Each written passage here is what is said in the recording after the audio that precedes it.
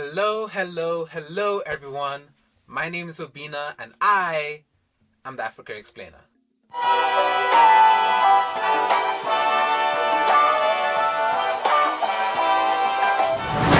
At the time of this video, we are in the midst of a global pandemic, meaning Sir COVID has gone viral, in a bad way.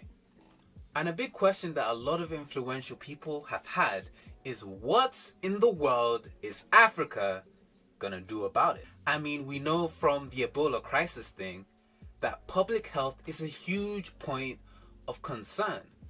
And we also know from financial downturn to global disaster that the ones who get hurt the most are usually the low income and most vulnerable.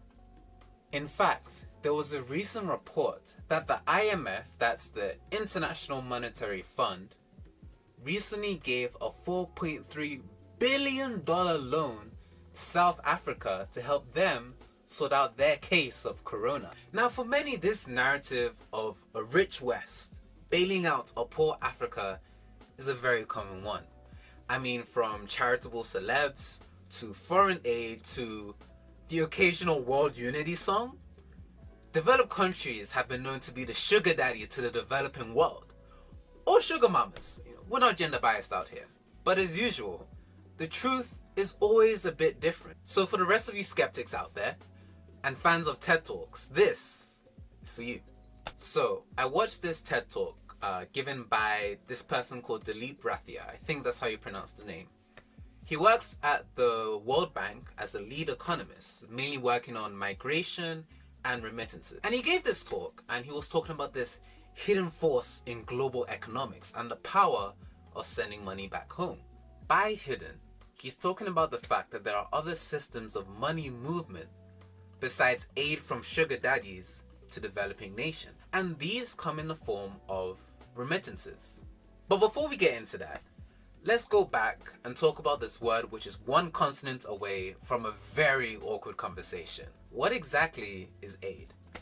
Well, aid can refer to many different things, but generally speaking, it means any sort of assistance that one country voluntarily gives to another. And this comes in the form of things like grants, so people just giving money from one country to another. But it can also mean a loan from an international organization like the IMF, the World Bank, UNICEF, or any of those acronyms out there. There are a lot. Now, if you've ever been an international student anywhere, I know you must be sympathizing with what these developing countries are going to when looking for funds. Because before you get into the school, or even after you've gotten into the school, a huge question you're asking yourself is, how in the world am I gonna pay for this? And then when making your decision about which school to pick, a big question is, well, who's providing me with the most money? So let's answer this question on a countrywide level. Which countries are providing the most aid? So I'm gonna give you the top 5 countries in 2019 who gave the most aid. At number 5, we have Japan with a staggering $15.5 billion in aid. At number 4, we have various EU institutions giving a total of $14.8 billion of aid. In third place, we have Her Highness, the UK, giving $19.37 billion. In second place, we have Germany with an amazing $23.8 billion. And finally, in first place, we have, drumroll please, the US with an amazing $34.6 billion in aid. Now, hearing all these numbers, it might be a bit hard to digest because the only thing you get from a billion is just that it's big. So let's put them in context to better understand them. And we'll focus on the US because they were the largest giver of aid for 2019. So they gave a total of around $35 billion in 2019. But they made $27 trillion in that same year. And this is not GDP, this is GNI, which is essentially their income after taxes. So a billion is around 1,000 millions, which is 10 to the power of 9, whilst a trillion is 1,000 billions. Do you get the gap? In actuality, the US only gave 0.16% of its income in foreign aid. Not saying the US has the duty to give money to the whole world, but in actuality, it's not that much. It's sort of like when you buy a pepperoni pizza and your friend asks for a slice, and you give them one pepperoni. It's like, thanks, but no. Now, regardless how much is being put in the offering basket, the point is that money is going to those who need it. So all should be good, right? To the no. On the good side, whether it's a gift or a low interest loan, aid actually benefits both parties. On the recipient side, they get that injection of money into the economy. And on the donor side, you can say, hey, yeah, you can take this money, but only if you buy this good from us. Deal? And it's because of that aid actually helps create a stronger relationship between all the parties involved. Even if you're a country that can't dash out a couple $1 billion, the simple gesture of giving something smaller goes a long way. And of course, in all honesty, it doesn't require a huge amount to make a large positive impact.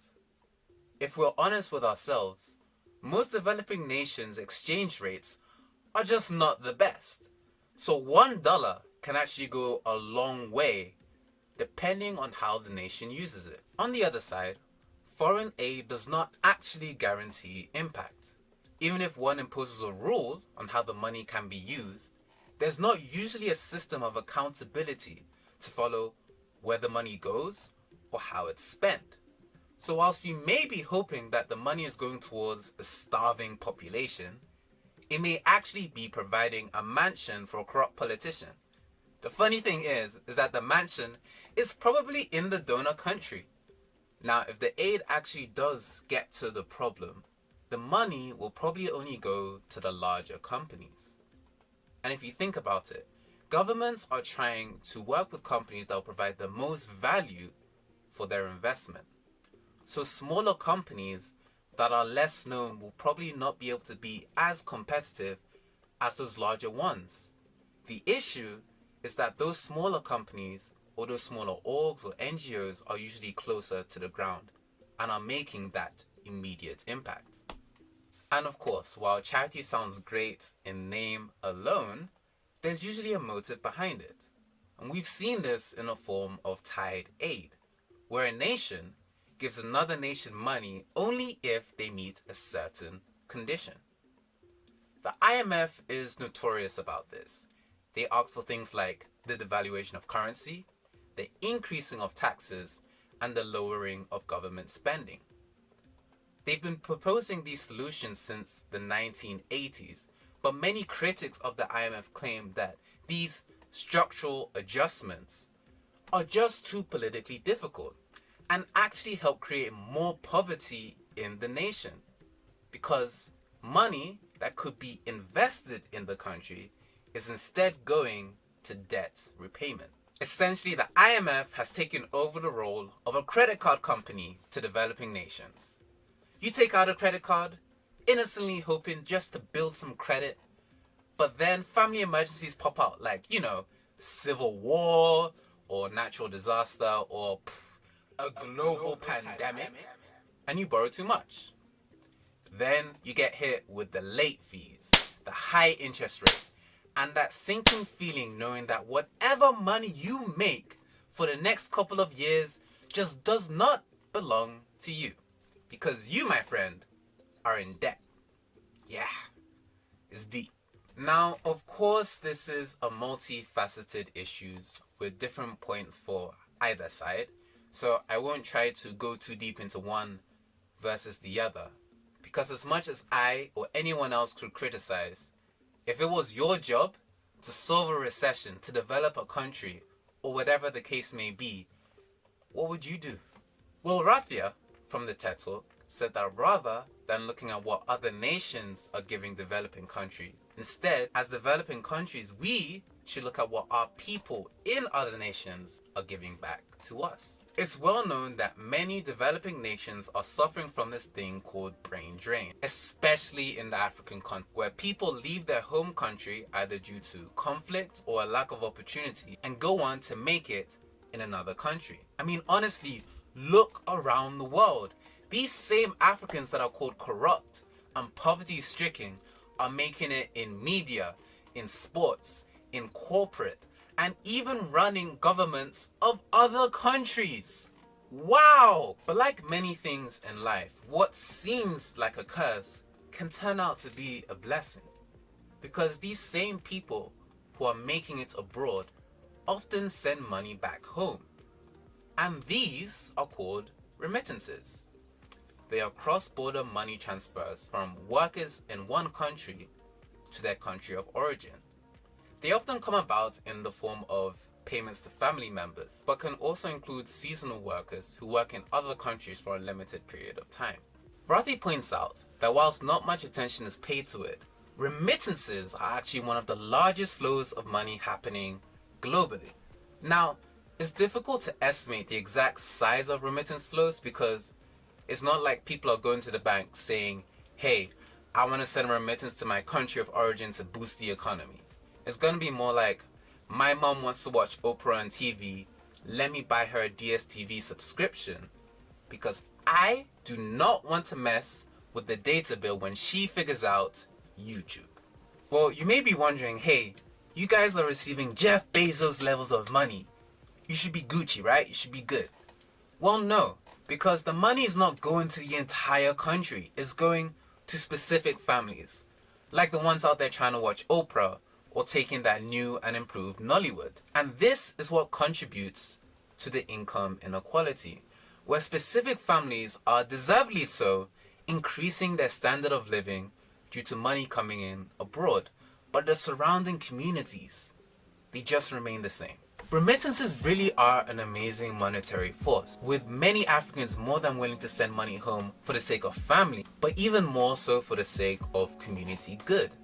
In fact, there have been more and more stories of reverse brain drain, where people come home from abroad in order to set up businesses, NGOs, and just generally be more involved in the community. Many believe in this weird narrative where the West is Prince Charming and Africa is Sleeping Beauty just waiting for our prince to come in and solve all our problems.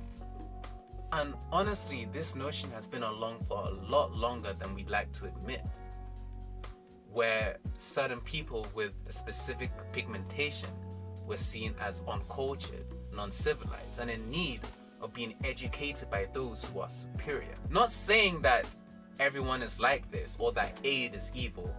It does a lot of good. The true narrative is that many African nations are supporting themselves. The better question is how to use our ideas, our culture, our resources to better support ourselves. Because if we don't, who will? If you're interested in this topic, I'll link some resources down below in the description. Thank you so much if you got to the end of this video. Appreciate your time and your patience. And yeah, I look forward to seeing you in the next one. Or you can watch one of my previous videos here. I think it's gonna show up there. Yeah, stay blessed.